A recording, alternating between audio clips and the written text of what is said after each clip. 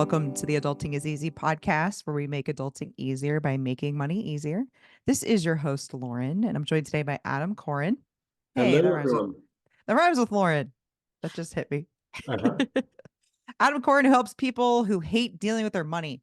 He's been coaching for more than 20 years and brings care, clarity, and sanity to personal finances, especially for those who experience avoidance, shame, and confusion about them. Adam specializes in providing judgment-free emotional support to help people untangle their unique money challenges. Thanks for being here. My pleasure. Thanks for having me on the show. Yeah, absolutely. Our goal for today, of course, is to make adulting easier for listeners by discussing a personal finance topic, since managing money is a big part of adulting. So, today, Adam, we're going to talk about the human and emotional side of personal finance, as we could probably tell from your bio. Although, before we get into that, I was on your website and I noticed you didn't add Ultimate Frisbee to your bio at all. And I was a little disappointed by that. Yeah, thank you. Yeah, it's one of my biggest passions, Ultimate Frisbee. And in fact, I've actually played a few times in Sarasota, right near you. Even though I live in California. So yeah, thanks for mentioning that. It's one of my favorite things. I love it. I mean, we're big into pickleball in this Hmm. area. I don't know if it's out your way yet, It or if you is. guys are Yeah, as kooky about it. I've also been getting into that. Yeah, really have a good time with that too. Nice, nice. So, how did you get into? We said coaching. Is it financial coaching? How did you get into this space? Yeah, great. So I started coaching when I was about 20, and I'm 43 now. So been coaching a long time, but that was mostly kind of dabbling on and off as a kind of a side project, side hobby. And I quit my last job about a decade ago, and I was doing all kinds of things. I did a little coaching on here and there, but I was doing some consulting. I drove for Lyft. I did some catering. I was just trying to figure out what to do next. And one of the coaching clients I had at that time, I was actually helping her get on top of her email. And we did a few sessions, and she was like, "Yeah, this is pretty good, but what I actually really need help with is my finances. Is that something you can help me with?" And I said, "I don't know. Like, well, let's try it." And that work was so impactful for her, and it was so eye-opening for me. Of, oh my goodness, there are so many people who hate dealing with their finances, and there are financial planners who generally, like, they're very happy to talk with you about all the numbers and your future. But if there's some more emotional or messy aspect of their finances, they're probably going to steer it back towards the numbers. And then there are therapists who are very happy to talk with you about the more messy part. But if you actually need to, like, deal with your accounts and specifics and make plans, they probably can't help you with that so much. So I just realized there's this huge territory in between where people kind of need some of both, where people weren't really getting served. So the more I thought about that and talked about that with people, I realized, like, oh my God, this is a whole niche that I could serve. Why do you think people do have an aversion to wrapping their minds around their finances and getting that in order? Yeah, I think one of the main reasons for that is that, for whatever reason, just about everyone I talk with about money has this belief that I should know what I'm doing about my finances. I'm an adult. But almost no one gets any training in their personal finances, which is why it's awesome what you're doing with your podcast and your work. And most people don't talk about this stuff. Sometimes even with the closest people in their lives, for some reason, it's taboo. Like, people just are spooked about talking about money.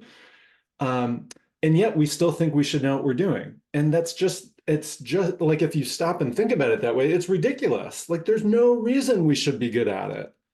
And Yeah. yet, for whatever reason, most people do. And I think that's where a lot of the anxiety and even shame can come from. And then all the avoidance is like, it's really important, but I should be better at it than I am. Even once you learn some of this stuff, even tactically. So, for example, this is how much you make, this is how much you spend. How much you make should be higher than what you spend, and that should go into saving and investing. Even once you learn these technical things, that doesn't acknowledge what might be going on for you emotionally or in your past or any traumas that you have behind the scenes, right? Too. So this is the thing. Let's say I talk to my friend about personal finance, even if we're talking about it, we're talking about 401ks and IRAs and stocks and all of these things that doesn't get to what some of those emotions and blocks behind it really are though, right? Right, right. Yeah, and that, I mean, what you started with there, like ideally our income is higher than our expenses. I mean, that is such a baseline clear thing that it's better to be in the black than in the red. And that's not always the case for people. Right. And that can go up and down throughout our lives, or sometimes things are going really well and sometimes things are really tight, or for whatever reason, our expenses are much higher than our income. And we have all kinds of feelings about that. And yeah, I think the feelings part is kind of an under focused on, that's not really a word, but you know what I mean? Mhm. Mhm. Under focused on aspect is because the feelings really drive us, and it can drive us away from dealing with what's happening, or it can well, I mean, if there's excitement, then it's easy and fun to talk about and work on this stuff. But particularly when there's fear, guilt, shame, it's helpful to know that this is a place to summon courage, and and that it's actually okay to do this with someone else. Most That was people, what I was going to ask. yeah. Like, how do we know what our emotions even are? How do you even kind of start to examine yourself? And do you need somebody else to help you with that? Yeah. Yeah, well, for those of you listening, just ask yourself right now, what are your feelings around your finances? Like as we're talking about money right now, what's coming up for you? And if you're not really sure, you might even want to just pause this and just take another moment to reflect on that. Or afterwards, you could do some journaling. There usually are feelings one way or the other. I mean, it's possible it's just neutral. It's just something you're interested in and wanting to understand more. That's totally great too. But oftentimes, I mean, this is what I do, so I see it a lot. Oftentimes there's quite a bit of feelings, and oftentimes, especially in this country, there's just a baseline of anxiety around it, and fear, concern, worry, something in that neighborhood. That may be just kind of the ambient environment in which you're thinking about money. It's possible. And you can have your feelings, then you can have your feelings about your feelings Right. too. So I Right. think that's a big thing for people to realize is I think getting being neutral about money, I think is a great idea. I think most of us are going to fall on the positive or negative side for sure. And you should then let's say you have negative feelings about money or you have this anxiety or fear also then don't feel shame that you feel those things. Understand that having emotions around money is normal. Sometimes we talk about money like it's numbers, it's math, it's spreadsheets, but there's so much more to it than that. And you're human. Congratulations. You have feelings, and that's totally okay. Yeah, yeah. I'd like to name shame in particular because shame, it can't survive empathy and being brought out into the light. Like shame thrives in darkness, and that's what I've learned from Brene Brown. Yeah. Um, just such a pioneer in that, and so so yeah, I like to because just about everyone has shame around money in some way. Even people who are, succeeding and doing really well financially, oftentimes there's some shame, not Yeah. always, but something to look for. And yeah, so if we recognize that and include that in the conversation, that can make things easier also. So you said you're seeing a lot of anxiety in these conversations. Are there Yeah. any other patterns that you're recognizing in your clients? Yeah, yeah. Avoidance, Oh, okay. not dealing with it, trying to I'll do it later. It's it's when I think about taxes, many people do them at the absolute last minute, and that's another manifestation of avoidance. And usually that avoidance is based on they haven't been looking at it throughout the year, and so they kind of know like, oh my God, this is going to be a really difficult, stressful thing. I'll do it later, and then kind of doing it at the last minute when they have to, for many people. How do people get over anxiety, shame, and avoidance when it comes? How do you move past these so that you can be more productive when it comes to your finances? Yeah. But what do we say here? We make adulting easier by making money easier. And my idea with that is if you are not worried about where your next meal is coming from, if you're not worried about if you're going to be in poverty when you retire, if you're not worried about those things, I feel like it frees you up a lot. But how do we get from shame, fear, and avoidance to that freedom feeling? Yeah, great question. Well, I think the first part is just recognizing what you are feeling as you were surfacing. So asking yourself what you're feeling and just recognizing it and being willing to feel those feelings, and then being willing to talk about this with someone you feel close with or safe with. Could be a partner or a close friend, or a professional. There are lots of ways to get support on this if you need it. And the more that my sense is that handling finances does best when there's regular attention in a kind of a positive problem solving kind of like, okay, what needs to happen? Where are things at? That kind of problem solving mindset. And the shame, avoidance, anxiety can block that problem solving, okay, what needs to happen here mindset. I think it's in Your Money, Your Life, that book where it talks about, money is morally neutral. We hear money is the root of all evil, or, billionaires are evil, or rich people, but really at the end of the day, it's sort of this money is this neutral thing in terms of morality, but it's also your financial situation is kind of a neutral thing too. Mm. It's like it is what it is. Once you lay out what's coming in, what's going out, that's the most important thing. You lay it out and then you whatever changes you have to make, it's kind of like dieting, right? Like if you're overweight, you're overweight. Like it is what it is. And you need to diet and you need to exercise and you need to drink water and you need to sleep well. And that's just how it is. So it's the same with money where you lay it out. And if you want to get from where you are to whatever your goals are, there are some steps you have to take. And I think to some extent, you have to be a little bit logical and a little bit pragmatic about it. And I think that should actually be helpful and heartening to people. Yeah, and along those lines, I find when we write things down or put them on a computer, in a spreadsheet, whatever, in any way, it changes it from a loop of worry into that kind of problem solving, practical focus of like what needs to happen here. And I also wanted to say, I was just thinking about, I had a client yesterday, literally yesterday, who was telling me that as she was reflecting on her past, she said, money killed both of my parents. And what she meant by that was that she grew up in poverty, and she was talking about like her mom in particular, who was really good at what she did, but was um, unwilling to charge what other people are in her field were charging.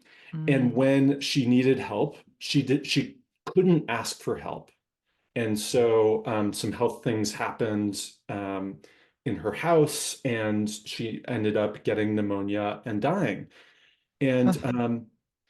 my client said, I think money is going to kill me too if I don't really start to address this. And so I know that's kind of intense, but the reason I'm mentioning that is that there can be such deep, dark roots underneath this stuff. And there can be such charge, and it matters so much to our quality of life. And we don't talk about this stuff, and it makes such a difference. So I'm so glad you have this podcast. Yeah, and that is really powerful. And I've noticed that about myself whenever I'm more stressed, it's like I'll have maybe some digestive issues or Right. something. And even when I feel like I'm handling things, my body sometimes will tell me when I'm not. And so I can totally see that your financial situation could really be affecting all aspects of your health. Right. And how heartbreaking for your client that she's worried about repeating some of these things that her parents did. But I Mhm. wanted to ask you also about parents. Like, it seems like it'd be very typical that however your parents thought about and handled money, it moves right down to you. Yeah. Yeah, particularly because we don't tend to like examine it and work on it. But yeah, I totally find that, and it's been humbling over the years to find that in myself, to see like, oh my God, I'm doing this exactly the way my dad does it. Like I was just going out to eat with my partner last week. We were trying to decide on a restaurant, and I had all this like anxiety come up and like concern about price. And I'm like, oh my God, this is not who I want to be. And no fault to my dad, but yeah, I think we can't help but absorb the beliefs and the practices of our parents or whoever raised us. And actually, I've found with my clients that that is recognizing that they are in the process of passing on to their kids Yeah. their own limiting money beliefs, that has been a motivation for them. Like, oh, I really need to like handle this. I need to address this, or they're going to be dealing with exactly what I am. I don't want to pass this on. So a lot of it, what I'm hearing, Adam, is it comes to like pause, Mm. reflect, Mhm. think. It is very easy. I can't speak for the entire world. I guess maybe I can just speak for Florida, but here, and at least my experience is a lot of us are go, go, go. I Mhm. mean, even at the holidays, for example, which we're when this comes out, we're just coming out of the holidays. It's like theoretically you're supposed to pause. And maybe you pause some of your professional things, but then you've got all this personal stuff that comes back up. And you've got all the shopping and the cleaning and the cooking that you have to do. And so Yeah. even when you're like taking a pause on some things, these other things happen. And it's so easy to just go move from A to B to C to D and not stop and pause and think and reflect. And when we do that, Mhm. it sounds like we will learn a lot about ourselves and how we feel about money. Right. Yeah.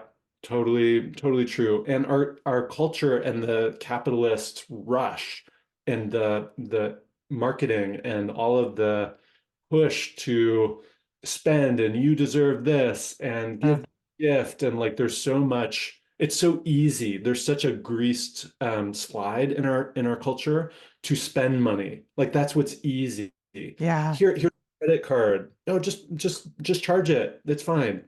And it's harder given our lack of training in our culture to actually slow down, as you were saying, to pause and reflect, and also to ask ourselves, like, okay, what is going on with my finances? Like just the basic question of like, is my income greater than my expenses right now? Like many people like have a sense of it, but to actually like look at the numbers, that's surprisingly challenging for people. And for many people, it's just not in a regular rhythm.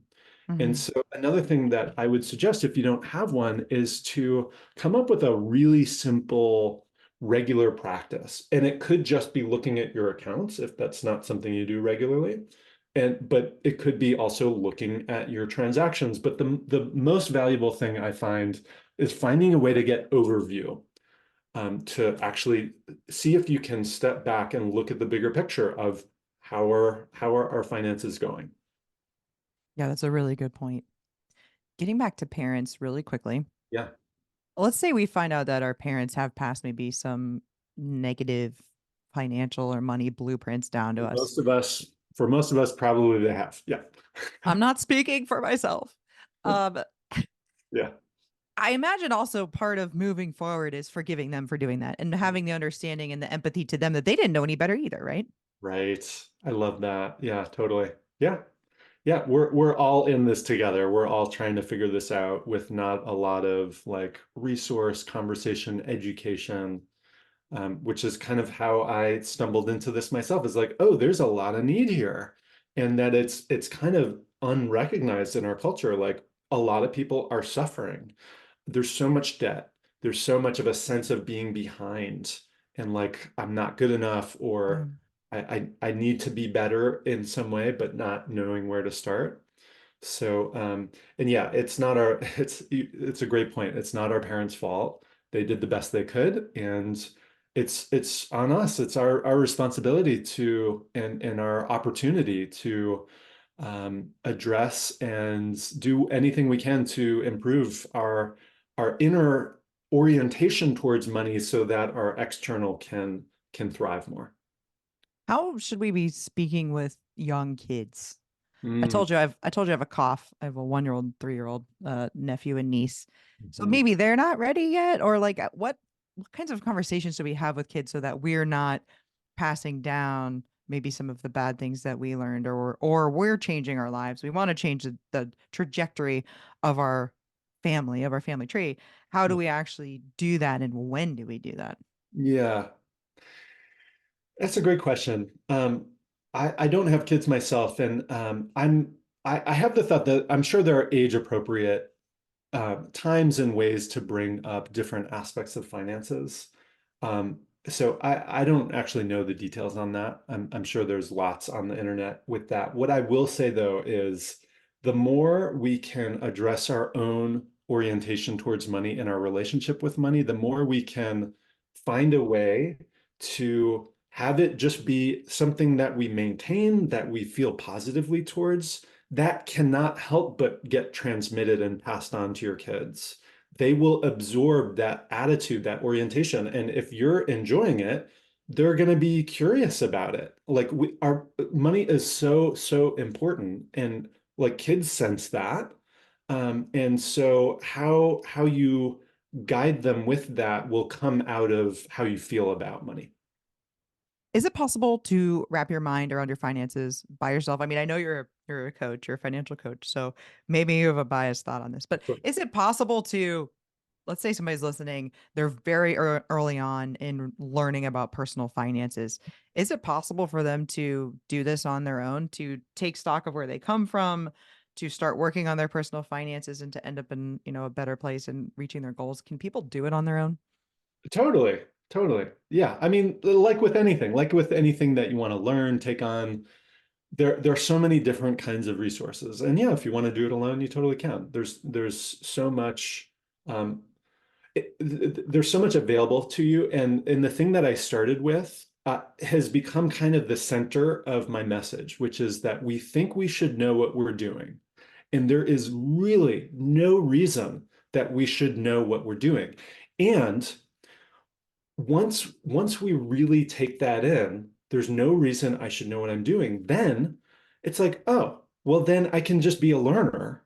I can like it, there's no shame in being a beginner at anything. We were all a beginner with everything at one time.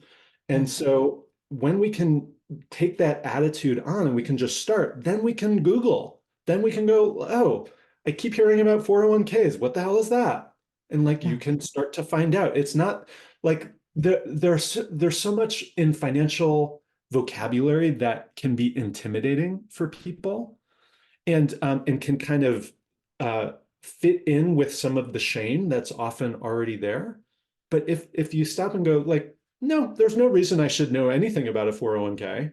Like, let me Google and see if I can figure out what this is. And maybe I can talk with my friend who seems to know what they're doing. Like the more you can demystify it and relax and be like, oh, what's going on here? Like, I think I want to invest. Like, where would I even begin with that? There's so many extended hands like your podcast of like, here's some helpful information. But it's the key, the beginning point is that like letting go of the shame and opening to just learning. I have, again, with my niece and nephew, you forget you learned everything. I mean, my niece just potty trained. Like at some point, you had to learn how to use a potty. Somebody Yeah. basically had to teach you. So if nobody has sat down and ever said the words 401k to you, Right. you're of course you're in your 401k diaper or whatever. Like nobody like told nobody like nobody told you how to Yeah. use it. Of Yeah. course you Yeah. shouldn't know it. That's a ridiculous like analogy or comparison, but No, it's great. so the why you shouldn't know. Of course Right. you should like Yeah, when were you supposed to have learned that? Nobody ever taught it to you. So, Right. yeah, that's a huge part of it. And I think when you mentioned, the terminology in this space, I think it's mystical and mystifying on purpose. Like people Mm, have done that so that they, especially back before, we could invest in like say Vanguard index funds and Bogle opened that up to people back when you needed a stockbroker and investing was just for the rich and these people wanted to have the keys to that and to keep people out and be the ones with the knowledge. So I think it goes all the way back to that. mhm, But yeah, you're right. Like there's so many ways to get information now and to learn. But I will say, I think you can do it on your own. mhm. I think like going back to dieting, if you wanted to do it on your own, you could, but like wouldn't it be faster with a nutritionist and a trainer? Right. Same kind of thing, right? Right. Or even just talking with a friend. Like, Right. Good point. I mean, yeah, there's such a individualistic impulse in this culture. Like, I can do it myself. I don't need you. I don't need anybody. But like, it's so much easier to do it with a friend or a coach or a partner. For so many of us, that can be such a relief, and it can really help to undo the shame. There are so many fellow beginners also who like want to learn with like if you start putting out a message of like, hey, I want to learn more about finances, I guarantee you will get people around you going like, oh my God, me too. Like, let's do this. Absolutely. Well, Adam, is there anything else you'd like to add before we wrap up? I think I just want to invite the possibility of a friendly relationship with your finances. There's no reason it can't be like that. A lot of people worry about what if's negative thing. There's Mhm, also what if positive thing happens too, mhm. which has Very been true. really big for me in my life. Yeah, yeah, it can get better. So we mentioned Ultimate Frisbee. So certainly on your website, they can learn more about how you do that. But why don't you let people know what that website is and how else they can get in touch with you? Sure. My website is just my name, adamkoren.com, and that's Koren. And you can find me on Instagram at Adam Koren Coaching and on Facebook as well. So yeah, and feel free to reach out, especially on Instagram is probably the best place to reach me. Great. I'll put all of that in the show notes. Guys, you can follow me on Twitter, X, at Adulting is Easy, Instagram at Adulting is Easy Real. This is on YouTube at Adulting is Easy. If you like this episode, you may also like episode 156, Financial Independence Doesn't Have to Be Extreme, or episode 74, Empathy and Shame in the Personal Finance Community. Thanks again for listening, everybody. Hopefully, Adam and I have made adulting a little easier for you.